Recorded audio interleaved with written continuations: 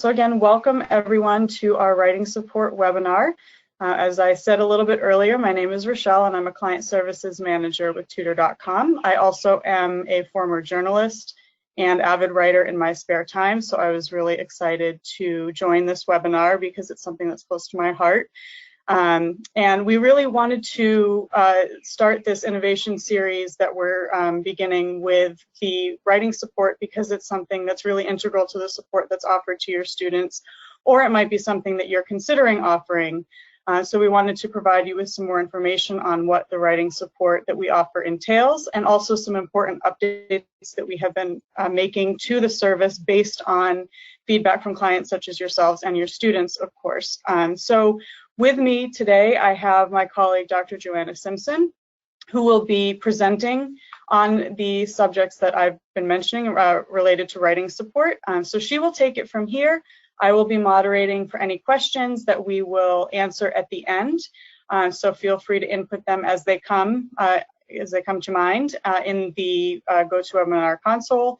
Feel free to download the handouts. Hopefully you find them helpful. And any questions, just let us know. But we'll then let Joanna take it from here. Thank you, Rochelle. I want to say thank you, and I'm grateful to you for moderating this and for watching the chat, because just to reiterate what Rochelle said, I won't have access to that, so I won't be able to answer your questions kind of in lifetime, so Rochelle will do that for us. And also at the end, I'll try to answer as many questions as I can without going too much over in time, because we do want to respect your time also. So this webinar is on writing support for college students. Again, my name is Dr. Joanna Simpson, and here's a little bit about my background. One of the reasons I was excited to give this webinar is because writing has really come full circle for me. So I was a writing student, I was a writing instructor and faculty member, I've published, and so I've written professionally. And so that's just a little bit about my background. Here at Tutor.com, I'm the Humanities Manager. So that means that I manage all of the writing tutors and mentors that we have, which I believe ends up being around 1,000 people that work in writing here. Some of the objectives and what we're going to go over today, what we're going to talk about, is really to reflect what we all know, and that writing support is necessary, and to help people see how Tutor.com provides that complementary support to what we know you're doing in your institutions already for your students in this area. So the first area we're going to go over is the need for writing support. So what is that need, and how have we kind of helped fulfill that? So one of my favorite stories, which is what we're going to talk about now, is from a student of ours named Valerie. It's one of my favorite student success stories. This student had worked with Tutor.com both in her K-12 experience when she was in high school and in her undergrad experience in higher education. So she worked with our writing tutors throughout that. And unbeknownst to us, you know, we had helped her along this journey with connecting her with various tutors, and she wrote a thank you note where she named all of the tutors, and there were 20 or 30 tutors that she had worked with during that journey, and she uploaded the thank you note as part of our drop-off service. So to 10 different, she uploaded it 10 different times, so it went to 10 different tutors, and those tutors escalated it to me saying, check out this really cool story. And ultimately what happened is Valerie attributes her success and getting into Harvard grad school to the help that we gave her in writing, which is such a really cool story. And she just wanted to share, to thank us for help. And also she gave thanks to like her counselors and teachers and parents and everyone else who had helped her along the way, but said that the tutors at Tutor.com were integral into her acceptance into Harvard. And that's just such a neat story. So I wanted to start with sharing that. Another area that we can talk about was a case study that was just done this past fall with one of our clients, Abilene Christian University, ACU. And the case study was done to see how we could support what they were doing. So they were expanding their online program to incorporate undergraduate students. And they knew those students were going to be a bit different. The needs were going to be different than the graduate students they had worked with previously and they were already serving. So they wanted to increase the writing support for that. And they also wanted to increase it to their doctoral degree candidates. And they were already offering high-level support for research and the dissertation preparation. I'm sure that each of you are doing in your own institutions. And it was appropriate for adults that were going back to school to pursue a degree. And it's important for them to acknowledge that they need different supports, right, depending upon the students that were available. But one of the key pieces to this study is they found it was critical for their students to have support between the hours of 9 p.m. and 2 a.m. And I don't know about you, but as a faculty member, those were times when I was not checking my email or was not online to help my students. But at Tutor.com, we're running 24/7. So they were able to connect with tutors when the faculty members weren't available, and they found that that was really important. So the importance of writing help. I'm not going to sharing information here that's any different than what you already know, I'm sure. But the typical college student is required to write a variety of essays throughout their college career.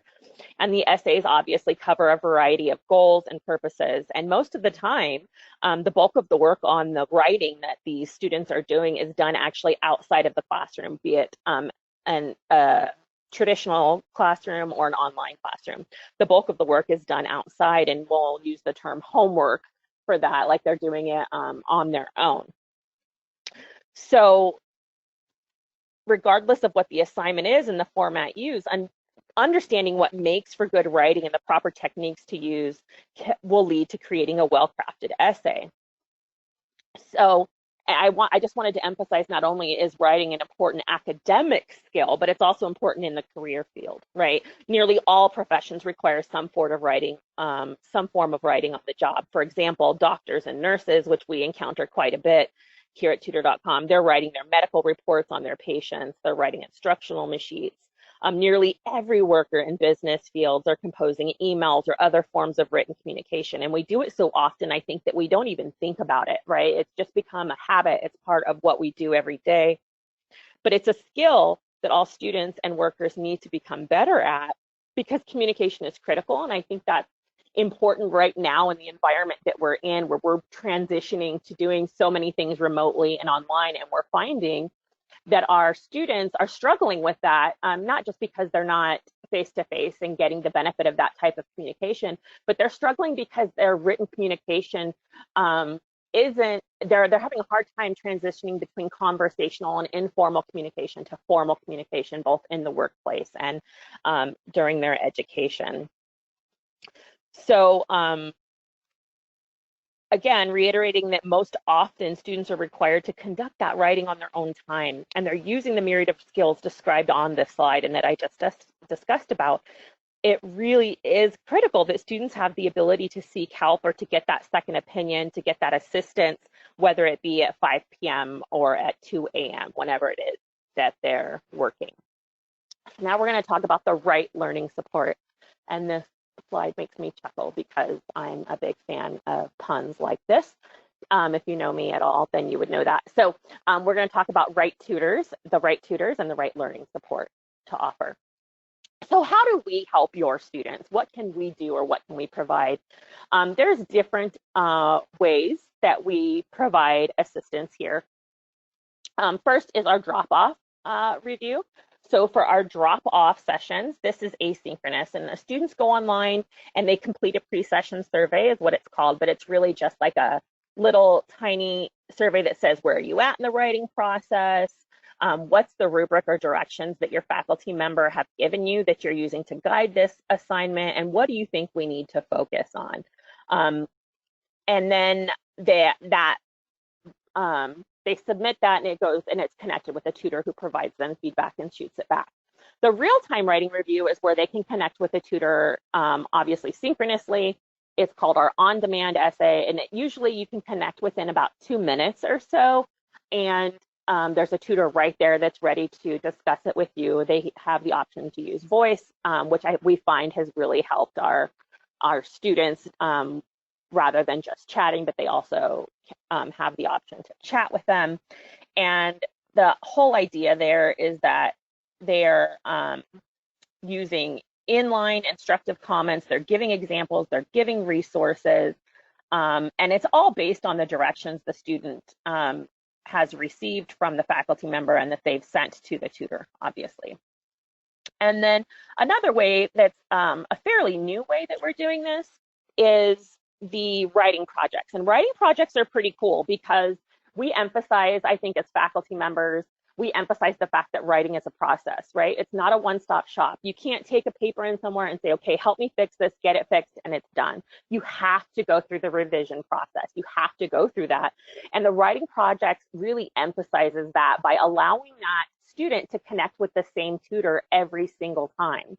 Now, they don't have to connect with the same tutor, but when they submit their assignment, they submit it as a project. So they see it in that window as a project. Then they can see each additional draft.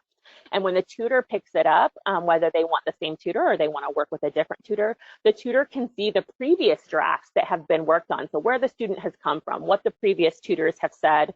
And we're finding that it provides significant amounts of consistency when working on a project, but it also really helps the student to understand they've got to make changes and then resubmit, make changes, resubmit, to see that writing is a process. We also just launched our Writing Resource Center. There's a link right there, and we can get that out to you. And the Writing Center, I love, absolutely. I'm in full support of Writing Centers because it provides free tools in the area of content. So what I mean by that is like grammar, mechanics, thesis development, the skill of writing. And it's got all these free resources that were constructed by the tutors that students are connecting with, and it's updated quite frequently. And it can be used by students, by tutors, by anybody. Like I said, it's just like an open access website there.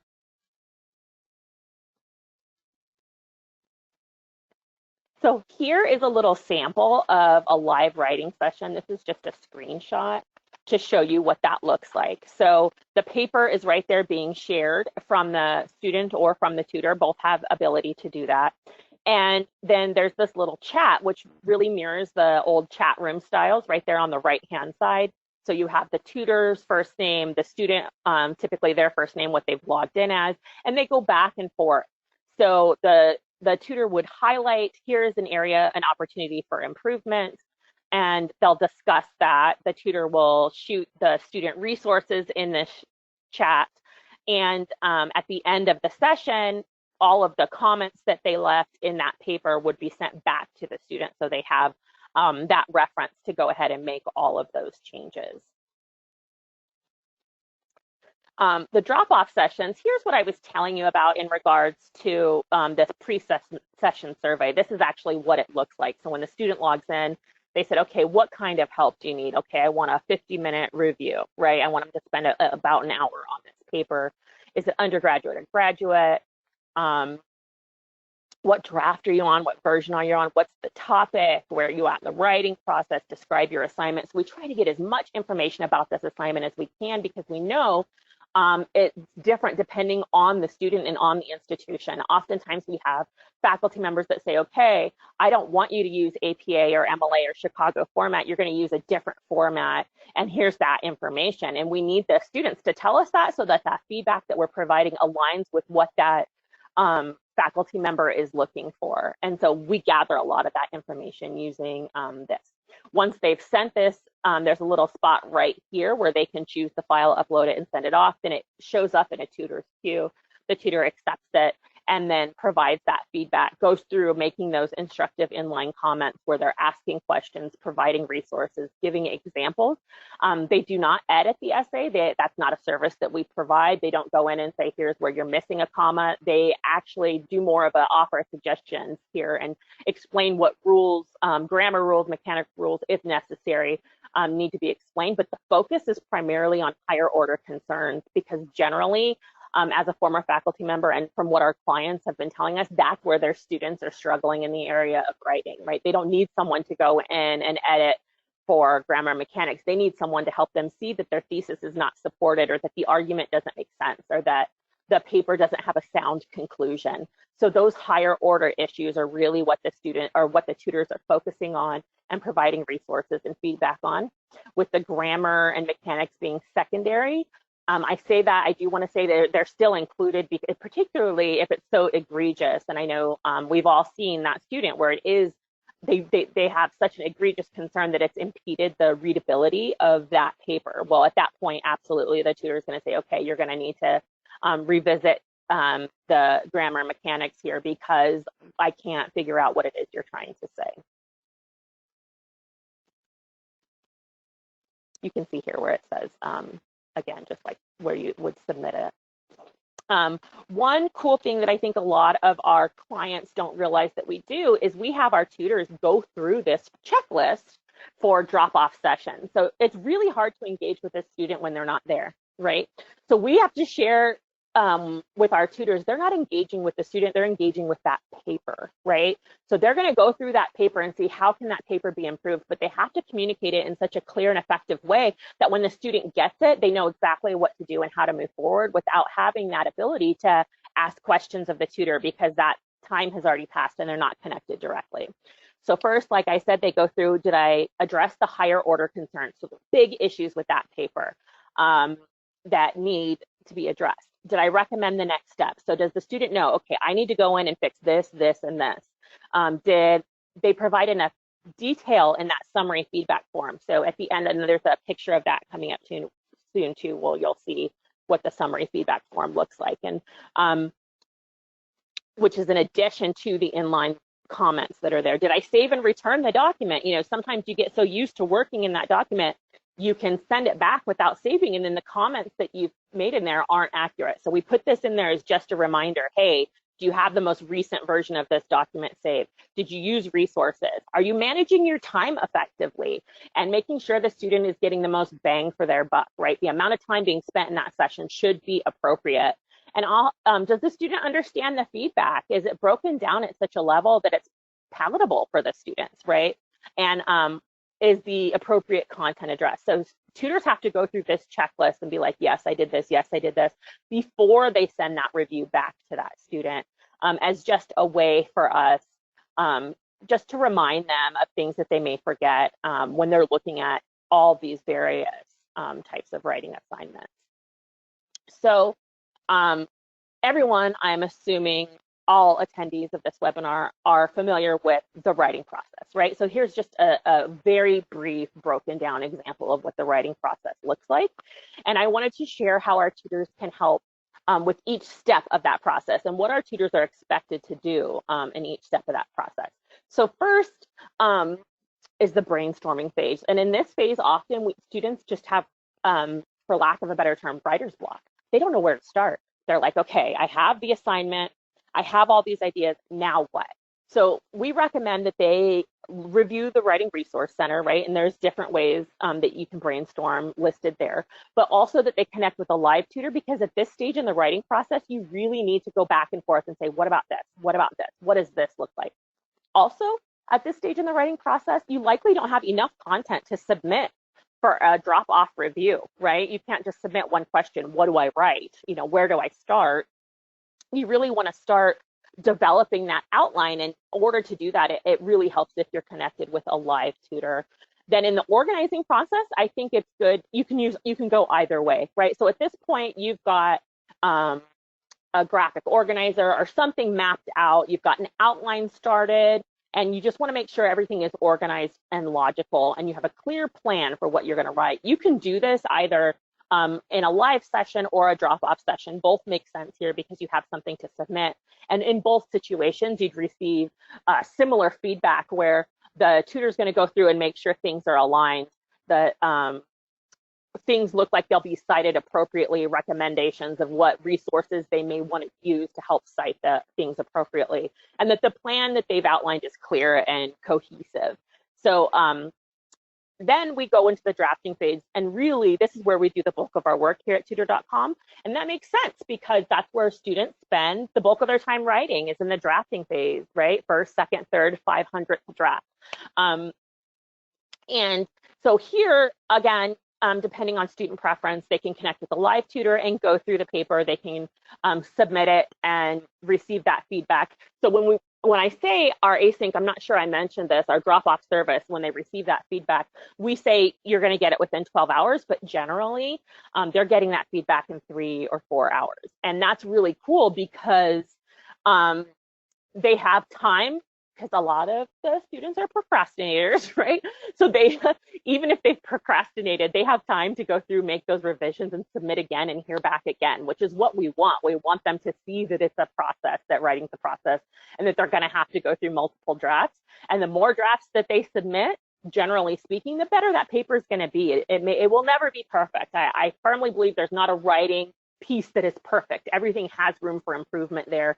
But I think the more times that you work with someone to help you, and the more times you go through that writing process and you go through that drafting process, the better off that writing is going to be.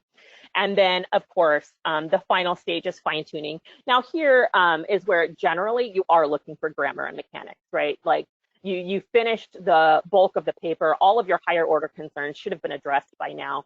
In your fine tuning stage, we shouldn't say, oh, you're missing a thesis or something very critical like that. It really should be just basic grammar mechanic or citation issues that students often run into, and we address there. And I recommend for that, because it's rather tedious, to be like, okay, here's where you misplaced a comma, and here's the rule for that, and check your paper for this error.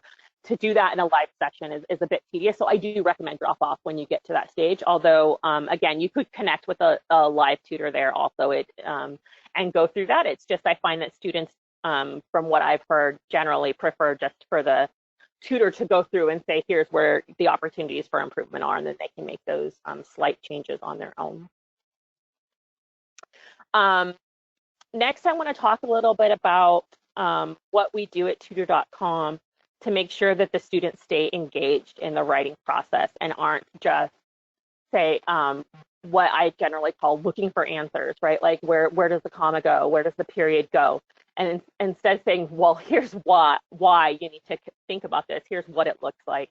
So how do we engage them in that learning process? And I think that's important, because the more we do that, the more they're going to be able to do this writing process on their own. So first, we have very highly qualified tutors, and I think people don't realize that. I know when I came to this company 3 years ago, I had no idea what the screening process looked like. I hadn't ever applied to be a tutor. It was just something that I didn't have time to do with everything else.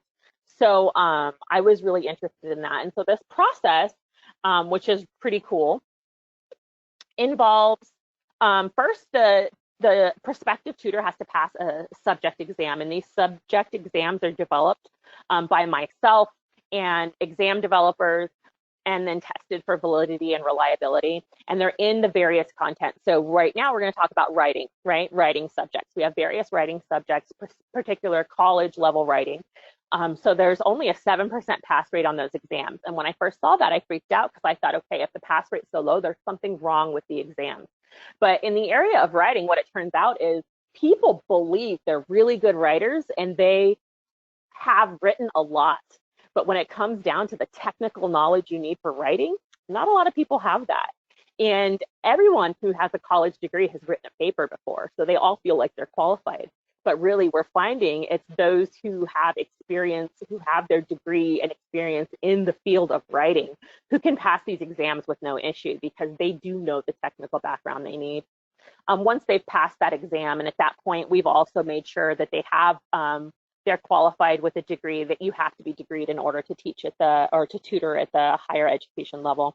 Then we move into the mock session, where we show them our platform and we say, okay, here's we pretend to be a prospective student, and they go through the process of tutoring. About 25% pass that.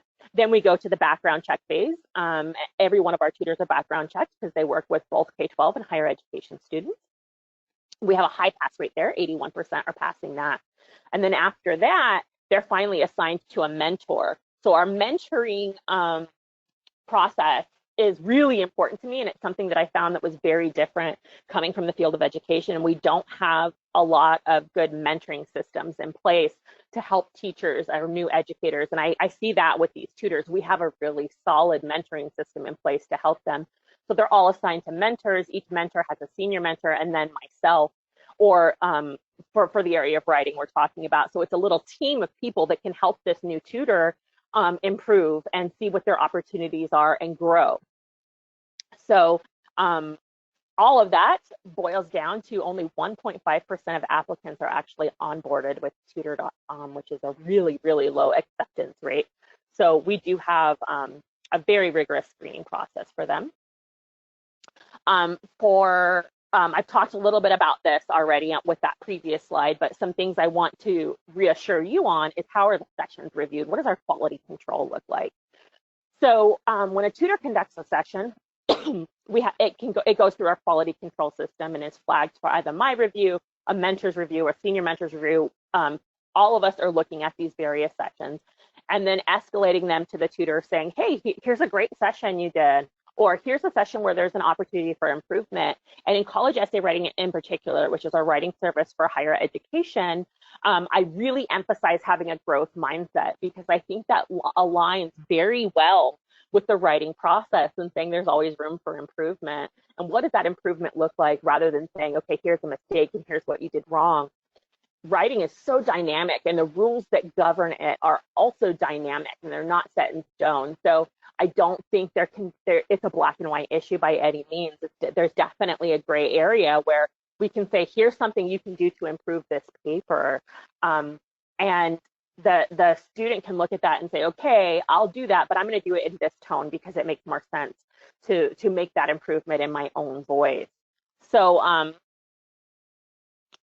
all of our tutors receive the same feedback, that growth mindset feedback that they're giving the students. And I think that's important because it helps it to run full circle, right? If I'm telling my mentors or my tutors, you did this wrong, and this wrong, then they're going to embrace that. And then when they get to their students, they're going to say, you did this wrong, and this wrong, and this wrong. So I really think we have to model what we're expecting of our educators, and that's what we do with our program. So I make sure that the way I'm speaking to them is with a growth mindset, and I'm discussing the opportunities for improvement the same way I expect them to speak to their students. Many of you are likely not from a humanities background or a writing background, and writing's interdisciplinary, as we talked about. So I did want to touch on this a little to make sure everyone understands that the papers that we're reviewing are coming from across the institution. So obviously, they're submitting papers in any subject area, in any citation format, and some citation formats, as I said, excuse me, are specific to the institution. And then the tutor goes in and offers that help. Now, in regards to the content of that paper, so we see a lot of papers, as I mentioned earlier, that from the sciences that are lab reports, from our nursing students, from our business students, from our creative arts students. We see all of these different papers. In the area of content, what we do is make sure to the best of our ability that the prompt or assignment has been satisfied with what has been submitted. But that's the extent of the feedback that our writing tutors provide when it comes to content area, right? They'll give them, okay, these resources, they can give them feedback on resources, whether the resources are valid or not. They can give them feedback on whether the prompt has been addressed to the best of their ability. And they can refer them to the content area experts rather than the writing tutors. So if we're going through a nursing paper and we're like, okay, this isn't making sense to me, a layman who is not familiar with nursing, I do recommend that you follow up with a nursing tutor so they can check the content of the paper. So that is where it's a bit different, where our writing tutors are experts in many different fields, but we ask them not to share their content expertise because that's a different vetting process, right? Those nursing tutors have also had to go through nursing exams and have a background and an education in nursing before they were onboarded as a nursing tutor. So we really want to make sure that the resources and feedback that we're providing are that our tutors are providing to their students are specific to the area that they're seeking assistance on. And if you're seeking writing assistance, obviously that's where you need the most help. Some really cool things that we've innovated with here at Tutor.com in the area of writing, I'm going to share with you. So first, it's this summary feedback form. This is what I was talking about previously. So when the tutor gets their paper back, they have all the inline comments, everything's highlighted, they have resources recommended. Well, they also get this little report, and here's like a snapshot of what that report looks like. What we've improved to this recently is I made it look more like a rubric, and I found in doing that, it's obviously added consistency amongst the tutors, but it's really helped the students to see. So when I've said, hey, here's some things you can do to improve your thesis, so like the area that's highlighted here, if I just give them that feedback without really giving them that little bar to measure themselves against, that measuring stick saying, okay, you're accomplished or you're beginning, they really don't understand how much work they've got to put in to revising this next draft. So now we have it as a rubric style. And there you can see it's marked. If it's beginning, then if it's not applicable, it just stays gray. Not every writing assignment obviously has a thesis requirement, so that wouldn't be relevant. But so then you move into beginning, and it's red if it's beginning. And I feel like that really calls attention to the tutors, hey, or to the students, and saying, hey, you know, this area really needs work. Developing and accomplished are developing is yellow actually. It says, okay, you're getting there, but you still need to do quite a bit of work. And then accomplished and exemplary both light up green. No matter what they choose, they have to, when a tutor goes in and chooses that, they have to provide targeted feedback in that area. And for this particular example, it's a clear and focused thesis, right? So they go in and write that targeted feedback. If they've selected anything other than exemplary, which exemplary is the best it can get, then another box pops up that says, hey, what resources should this student look at? And we put resources in there that's relevant to whatever it is the student is struggling with. And I think that is really cool because a lot of our clients have found that they have specific resources that they want students to get when they're struggling in a particular area. So we have a customized resource page for our tutors, and the tutors go and look at that and say, okay, they're from this institution, and this institution wants me to have this specific, you know, feedback. So here are the 6 areas. Well, it's 5 areas really, with an like a cumulative box at the end. Where we offer feedback in our writing support. So thesis development, developing ideas, essay structure, all higher order concerns, and then some lower order concerns with research or citation, as well as grammar and mechanics. You can see them all lit up here differently, what that looks like. And then number 6 is at the very end, there's a final box where tutors can go in and say, okay, here's the next steps. You go do this, this, and this, and then resubmit. Or we think that you can get one more look at this or a couple more looks at this, and then it'll be ready for you to turn in to your faculty member.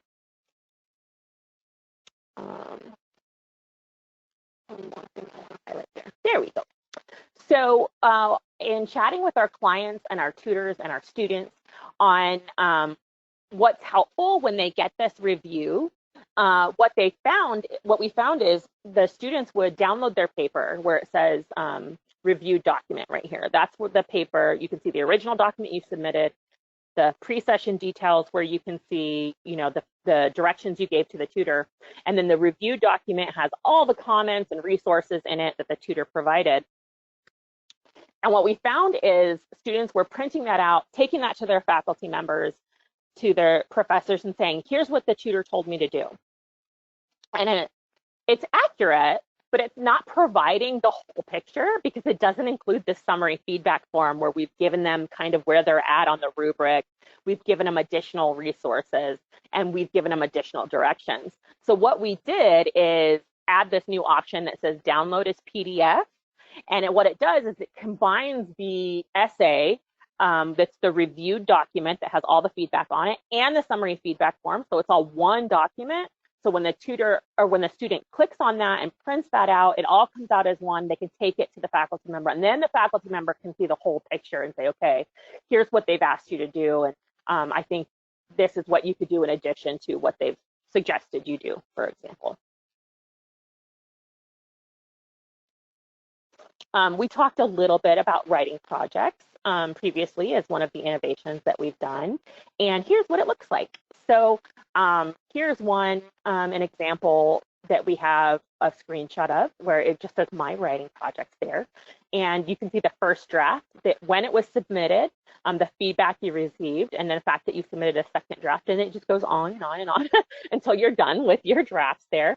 And you can see several different writing projects at the same time, or all on one page is what I mean by that. Because sometimes it's nice to work with, and this feature we found again was after collaboration with our clients and our students and our tutors, just because we wanted an option for students to be able to work with the same tutor on multiple drafts of the same document. Or as I suggested earlier, it's just nice for the tutor and the student to be able to see the progress that was made all in one area on that particular assignment. So when students go to submit, each paper is submitted as a project, and then those multiple drafts are seen right there in those little bubbles. And each tutor, again, can see the previous drafts and the previous feedback that tutors gave them, so they know what direction to go in and what's already been covered, so that they're not redundant in the feedback. And it actually helps because you reference that, as a tutor, you go and say, hey, tutor A said you should make these and these changes. I noticed you didn't make those changes. I agree with the tutor, and you should make those changes. So go back to that draft and take a look and see what that tutor said. And I'm just leaving a note here so that you're aware of that. And it's a really seamless way to write for our tutors, for our students to write. Another new service we've offered, and I'm super excited about, is a drop-off or an asynchronous service for English language learners. Now, we have a huge population of English learners in our country, and we found that the college writing tutors, although are very effective and efficient, many of them didn't have the background they needed to work with a specific population in the area of writing. So in addition to going through that onboarding process as a writing tutor, our English learner tutors go through the same process for English learning. So their background has to be in teaching English to speakers of other languages, and they have to have an education in that as well before they work with these students. Other than that, then the tutor you're being connected with, the service is very much the same. Oftentimes in these sessions, though, just because of the nature of them, tutors focus a bit more on grammar and mechanics as it's necessary for the learner, but the tutors are still scaffolding in the same way and working through the paper in the same way and addressing higher order concerns first. You may see for our English learners, our tutors are more focused on providing visuals. The wait time may be a bit longer. They're honoring that. They're using culturally unique vocabulary, and they're also scaffolding with the native language when possible. Obviously, not each of our English learner tutors can speak every language that our students speak, and we can't guarantee they're connected with a tutor that speaks that particular language unless it's an Espanol tutor, and those aren't, which we do have, but they aren't writing tutors. So in this regard, our tutors do it as best as they can and whenever possible. So a resource that I am very proud of, and I emphasized earlier also, I'll go into a little bit more depth on, is the Writing Resource Center, the Writing Center. Anyone can access this. You can access this right now if you want. And there's, I think, 13 or 14 resources that me and Dr. Dietzman worked on and built here in the Writing Center, and we're both very proud of it. Right now, there's a lot of lower order concerns that are in there. Like you can see all the citation formats, grammar, using sources. There's some general essay writing topics. But this is something that we actually update frequently, and we work with our high quality, experienced writing tutors. And it's available to clients, students, parents, anybody. And it's regularly updated with cutting edge resources. So for example, the APA resource information there does talk about the newest 7th edition that was released, that many people felt it was that 7th edition of APA was released rather quietly and didn't realize that the changes were made. So we made sure that we addressed those the differences between 6th and 7th edition of APA there in the Writing Center. And also our tutors obviously are very familiar with that. So with that, that is the end of the webinar, outside of course, the questions that we're going to ask. What we have here, this page is, if you go tutor.com/writing, you can see all the handouts from this webinar. You can see all the different links that we discussed. Plus, at a later date, an actual recording of this webinar will be uploaded here. So if you ever wanted to reference it again and see, oh, what did Dr. Simpson say about this? You can always go back to it, which is kind of cool. So now we'll go ahead and move to Q&A, and I'll turn it over to Rochelle, and she'll see if there are any questions that we need answered. Rochelle? All right, I'm back. I'm not sure. Oh, there we go. Turning on my camera again. Thank you so much, Joanna, for that really informative presentation. I've been answering questions throughout. So now there's a couple that have just come in, so let me. So do the students have to have a Tutor.com account to have access to the Writing Center?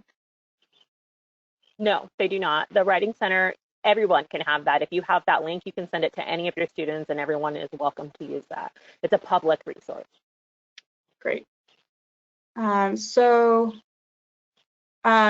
Joanna, you mentioned that ELL tutoring can involve students getting more time than usual with tutors. Can you please elaborate on that? Yes, what I meant is the wait time is longer. So to clarify, I mean that when you're working one-on-one in a live situation, we have live ELL writing tutors also, the tutor will pause and allow the student to think critically before responding. And with our ELL students, it's a bit more, that pause might be a bit more involved or lengthy than when in the asynchronous, in an asynchronous setting. So in an asynchronous setting with our async support or drop-off support, you're not going to see that wait time, right? Because you don't see, you know, they spent 2 minutes working on this paragraph or 3 minutes, you know, that kind of breakdown isn't just possible in our system. But the wait time that you'll see with our ELL tutors actually comes in the live sessions where they're waiting for that student to respond and to think about their answers. And they offer a bit more grace in that regards than when working with a student who's not an English learner. And the back and forth discussion is a bit more fast-paced. Great, thank you for that. Sorry, I'm sifting through some questions, so give me 1 second. So someone had mentioned that they've just gone to tutor.com/writing and there isn't anything there yet, but I believe that it's a different, it's tutor.com/writing-center. So I'll clarify that. Thank you. As far as I know, that's the link. So if anything changed or updated, I'm not sure. Okay. Thank you for all. Okay. There's another question, but I think it's better suited for specific client services managers, so I will reach out separately. Oh, we do have another question. So thank you for the presentation on behalf of one of the attendees. And do tutors have the same time to review the writing projects versus just standard drop-off essays, especially as they may need to refer to previous drafts, as you had mentioned? Excellent question. And yes, they do have that same time. When they refer to previous drafts, they are not going to go through that previous draft in detail. They're going to look specifically for what the tutor had said and only reference it as kind of a guide. So it is the exact same amount of time during the writing projects that you would spend in a session that's not a writing project. The session lengths are the same. Great, thank you. And also, just to go back to the discussion on the Writing Center, so if there are other resource recommendations that you guys have that you would like to see in the Resource Center, feel free to please send them along to client support@tutor.com because we're here to, serve you and your students. So if there are things that you'd like to see, we're always happy to take those into consideration. So please let us know. And in terms, so there is a question on, I think I can handle this one.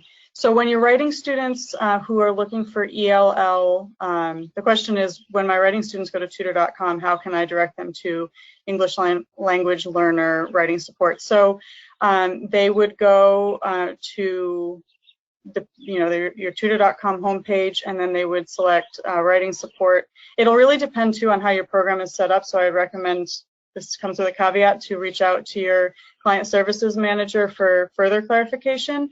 But there is an option for live writing support and live writing support for English language learners, and they are notated differently, so that's how they would know that they're accessing ELL versus native English speaking writing support. And Rochelle, it's the same for drop-off, right? Right. Correct? Yeah.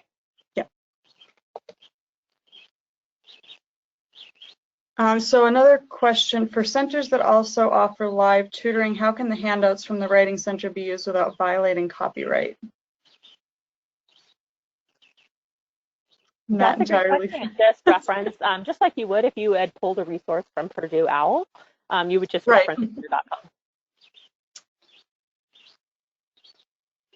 So when the recording of this webinar is available, may you share it with faculty and tutors? Yes. That's certainly, and something that can be made available to them. Are students always required to upload work documents for review? It has to be something editable. It can't be a PDF. So I think rich text, Word documents, and text files are what we accept at this time. But basically, a tutor needs to be able to make comments in the margins or track changes or something similar, so that they can actually, notate where students have things to work on. And yeah, a PDF makes that very difficult. So Joanna, another question for you, whether our tutors use an anti-plagiarism app. I assume something like Turnitin or something similar. That's a great question, and one I may address in another webinar, actually, now that you've mentioned it, because we get that question a lot. So I think that it could use some clarification. So our tutors do not use a plagiarism software. Tutor.com does not have one of those, and our tutors do not check for plagiarism. What they do, though, is when they're going through a document, if they suspect that the document isn't the student's own words, and they suspect that there is some plagiarism happening, they still don't even use that word because they don't want to scare students or shut them down. Rather, what they do is say, hey, here's how you cite this source. We think you're missing a citation here, and here's the proper way to cite someone else's thoughts or someone else's words, and provide them with examples based upon the citation style that they listed, that their specific faculty member was requiring, or that assignment requires. So we just really heavily emphasize how to cite and what that citation style is, rather than emphasizing the fact that plagiarism occurs. Well, thank you everyone for attending. Thank you, Joanna, for a very informative presentation. Hope everyone has a great rest of the day, and the recording will be sent out by GoToWebinar once it's available. So again, any questions, client support at Tutor.com, or if you already know your client services manager's direct email address, feel free to contact one of us, and we will be happy to help. Thanks so much for having me. Bye.